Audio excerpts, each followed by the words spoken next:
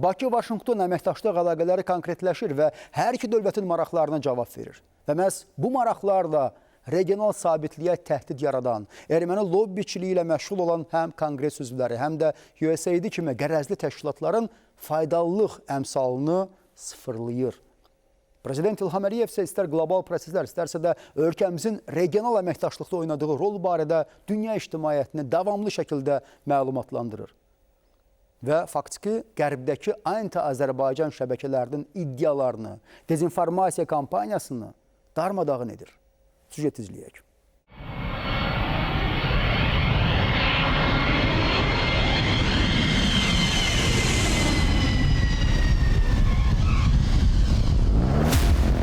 Amerika Birləşmiş Ştatlarından sonra USAID-in izləri bu dəfə casus dosyasını Avropaya aparır. Qoca qitə zahirən sakit, institusional və stabil görünür. Amma bu sakitlik sadəcə dekorasiyadır.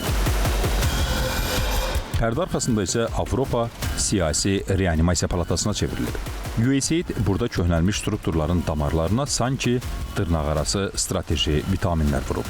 İstiqaməti özü müəyyənləşdirib, ritmi özü saxlayıb.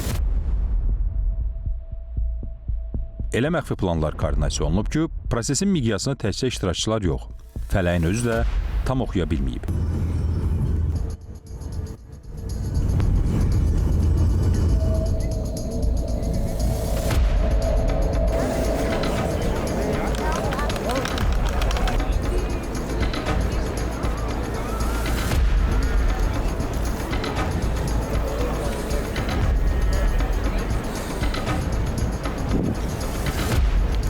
USAID dünyada yardım təşkilatı kimi tanınırdı. Amma onun yönləndirdiyi milyardlarla dolların hardan və necə koordinasiya olunması uzun illərdir böyük suallar doğururdu. İzlər bizi Avropaya gətirib. Casus dosyası bu izləri Avropada araşdırır.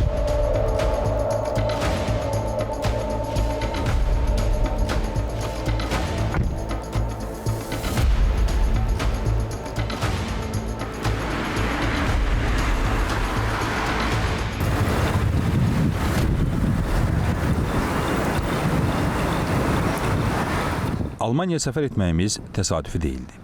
Çünki USAID Avropadakı ən böyük koordinasiya mərkəzini məhz burada, Almaniyada qurmuşdu. Burada coğrafiya yox, mexanizm seçilmişdi. İdeologiya yox, logistika yerləşdirilmişdi. USAID üçün Almaniya vitrin deyil, mərkəzi sinir sistemi idi.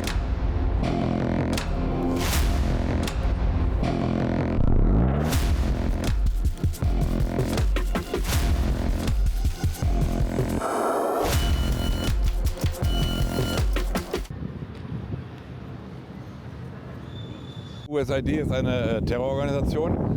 USAID terrorçuları dəstəkləyən təşkilat idi. Çünki demokratik yolla seçilmiş hökumətləri və ya prezidentləri devirməyə cəhd edən hər kəs terrorçudur və terror fəaliyyəti ilə məşğul olur. USAID də məhz bunu etməyə çalışırdı.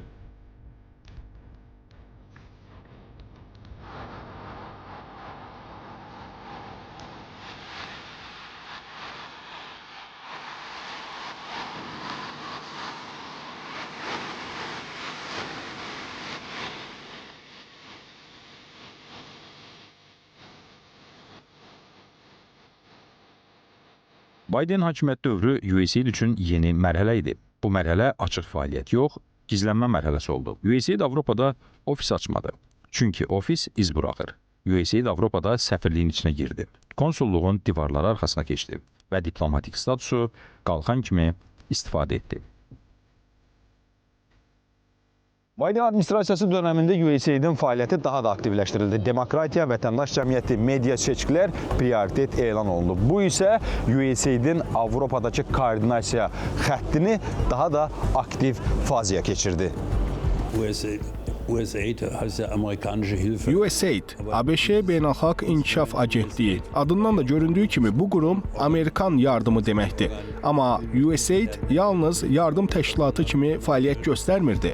O həm də dünyanın müxtəlif münaqişə zonalarında, yalnız Avropada deyil, başqa regionlarda da bir növ nəzarət və təsir aləti kimi istifadə olunurdu.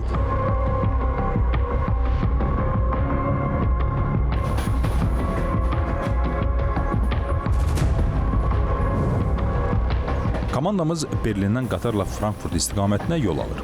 Təxminən 4 saatlıq məsafədən sonra təyinat nöqtəsinə çatırıq. Frankfurtdayıq.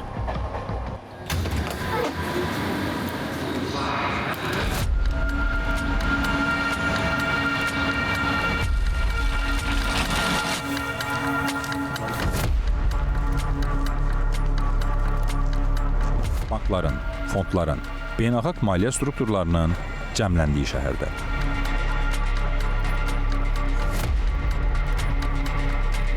İzlər bizi Frankfurtda yerləşən Amerika Birləşmiş Ştatlarının konsulluğuna aparır. Burada tələskənliyə yer yoxdur. Konsulluq sadəcə diplomatik bina deyil, strateji keçid nöqtəsidir. Ona görə də hər addım ölçülür. Hər detal diqqətlə izlənir. Burada lövhə yoxdur. Burada USAID yazısı görünmür. Amma burada MERP işləyir. Orta Şərq regional platforması. Adı Yaxın Şərqdir, amma əli daha uzağa çatıb. Joe Biden administrasiyası illərində MERP, yəni USAID-in regional idarəetmə və koordinasiya xətti əsas mərkəzlərdən birinə çevrilib. Rəsmi sənədlərdə bu fəaliyyət texniki əməkdaşlıq kimi görünür. Praktikada isə burada məxfi planların icrası mərhələsi işə düşür.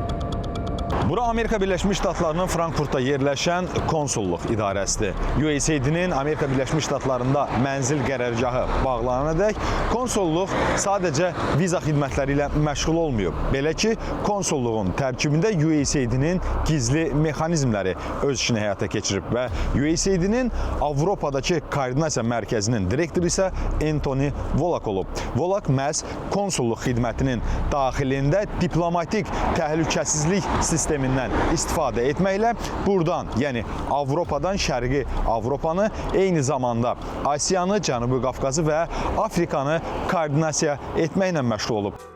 Biden dövründə USAID Avropada görünməz oldu. Görünməzlik isə təhlükəsizliyin ən rahat formasıdır. Çünki görünməyən sorğuya çəkilmir, görünməyən hesabat vermir, görünməyən məsuliyyət daşımır. Kamil Eldaroğlu, Alik Bəxtiyaroğlu, xüsusi olaraq həftə üçün Berlin, Frankfurt, Almaniya.